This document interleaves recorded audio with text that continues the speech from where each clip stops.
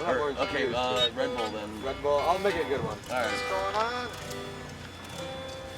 I feel like it's Sunday. And I just got here.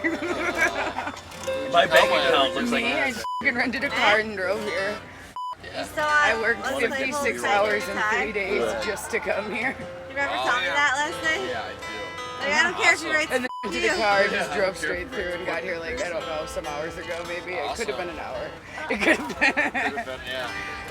Well, maybe you should take a seat. Chill. Trailer. Isn't that just scream money? Well, we're very modest rich people. Yeah. We don't like to show it off, you know. What? What's up, summer camp? We are Soap from Minneapolis, Minnesota. My name is Ross. I'm the bass player and lead vocalist. My name's Eric. I'm the guitar player.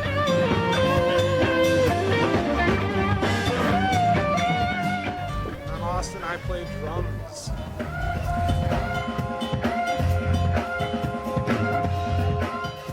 Soap started out just as a bunch of guys getting together to play music.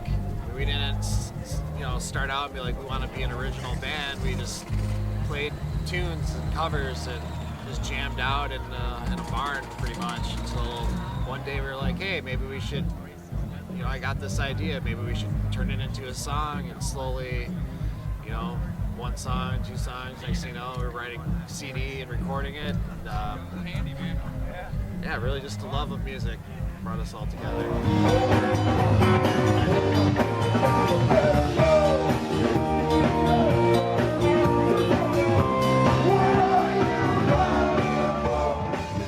What were your musical influences that helped shape Soap's sound? Metallica.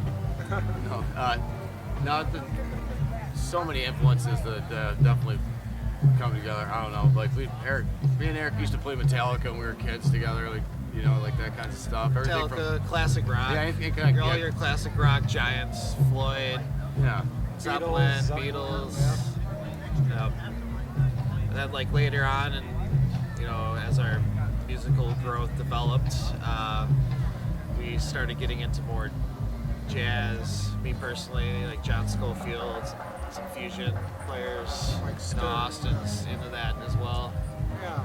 So we're all kind of a bit eclectic at times, but we definitely have some shared common interests. Yeah, and our keyboard player Skylar, who's not with us at the moment, grew up with more of a classical background, so having that type of upbringing, and then us, he wasn't aware of some classic rock tunes that we brought to him, and we weren't aware of some of the classical pieces that he was playing. And between all of us, we kind of meshed all these different genres together to create our sound. It's a great backup for us.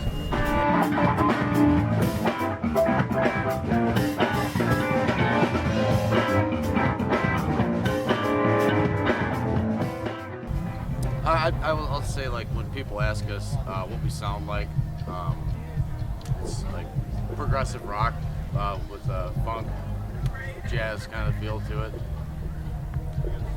Sounds like every other jam band's description. That'd be the best way. I mean, it's like, what do you say though? Yeah, I know. Well, I think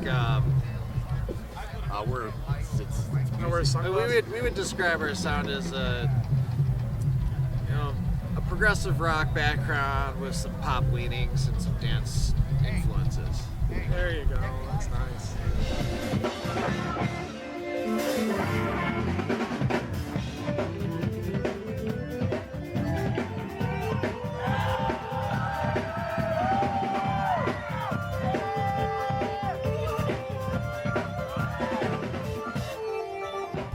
I know you guys play a lot of covers.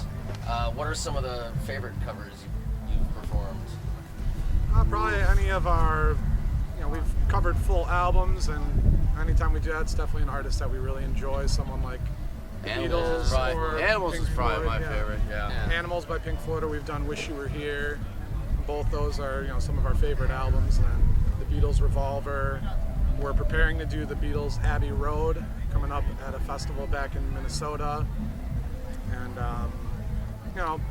any of the classic artists that we tend to do, Zeppelin, Floyd, the Beatles, any of those guys. They're always fun to pay homage to their sound, and it obviously is a big influence on us as well.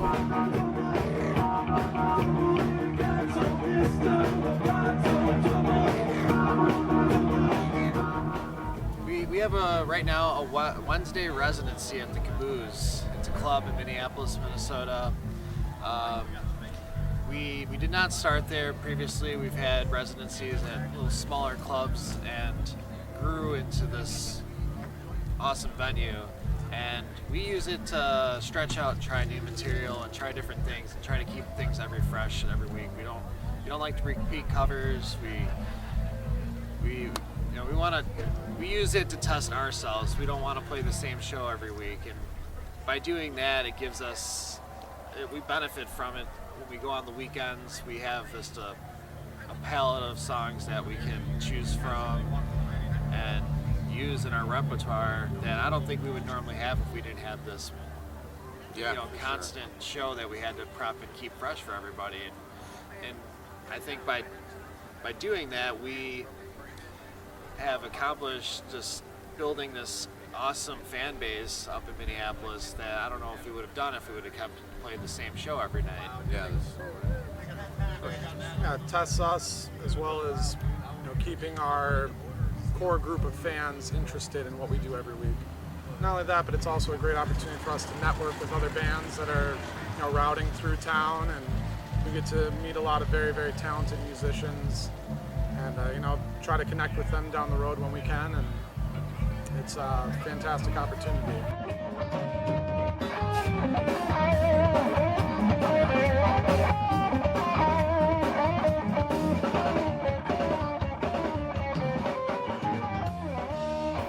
Down the Farm started about 5 years ago or so. It used to be called Fred Fest.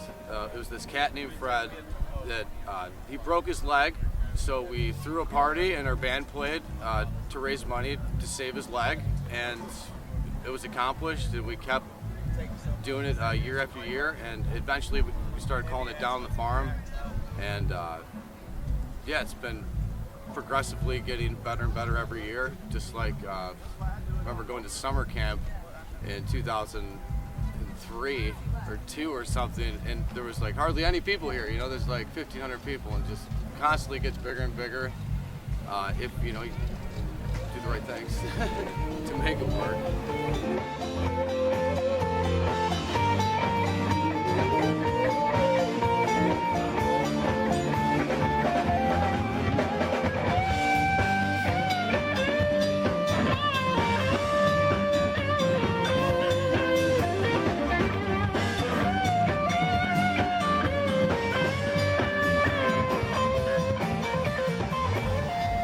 It's great to see, all these bands that we have on Down the Farm who are also here.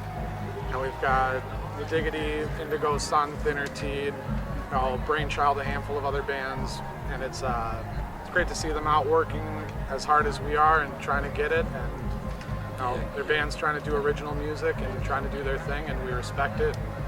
It's fun to have them at Down the Farm with us. This will be my 3rd year working with the guys at Down the Farm. I think before I came along, the year before that, there was like a floodlight on the stage. Our lighting rig was extensive. We had like one bulb. So every we year had a dimmer switch on it. We had a dimmer switch. We've been increasing the budget every year with lighting and just kind of production Brad's as a pay. whole.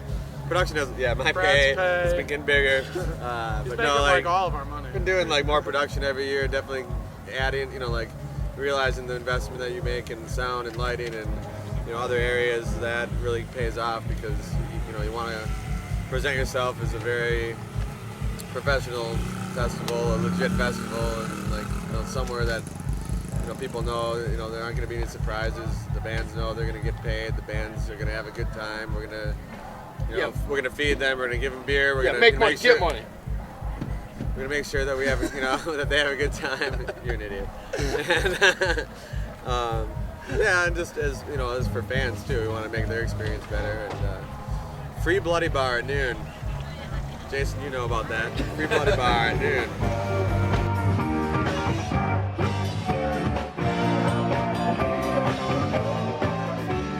What bands are you most excited to see here at summer camp? Primus! I'm so excited to see Primus. God damn it! I think we're all excited to see Primus, but for me, I'm excited to see Lettuce. Yeah, Lettuce. Lettuce or Break Science, anything with Adam Deitch in it. That's kind of more up my alley.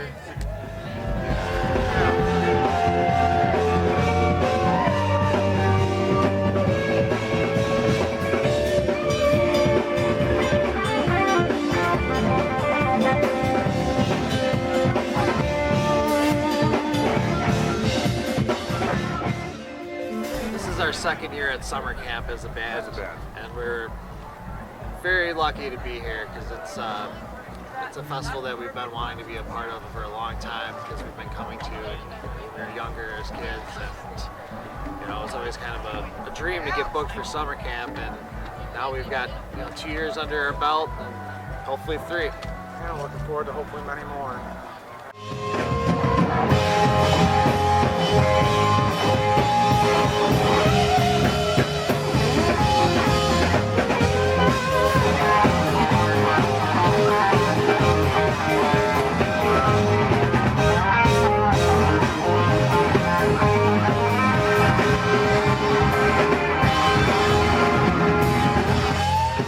Hi, I'm Austin. I'm Eric. I'm Ross. We are Soap. Welcome to summer camp. Bienvenidos!